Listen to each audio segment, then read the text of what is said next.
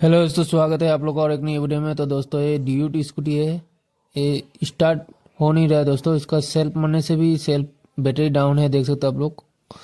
और किक जो है, किक नीचे नहीं जा रहा है। मैं उठ के दिखा रहा हूँ, किक मार के देख सकते हो आप लोग। किक नीचे जा ही नहीं रहा है। तो दोस्तों इसके लिए जो है क्लास सेट खोलना पड़ेगा इधर में, देख सकते हो आप लोग। तो खोलते हैं इसको, खोल के देखते हैं क्या हुआ है प्रॉब्लम।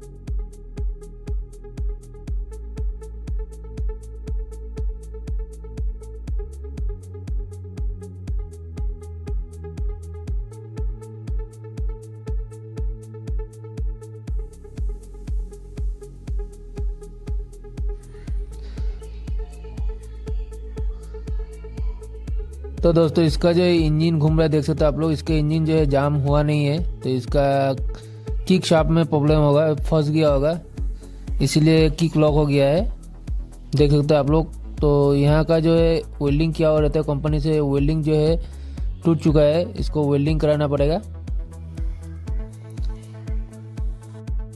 तो दोस्तों यहाँ से जो है वेल्डिंग टूटा है, देख सकते हो आप लोग।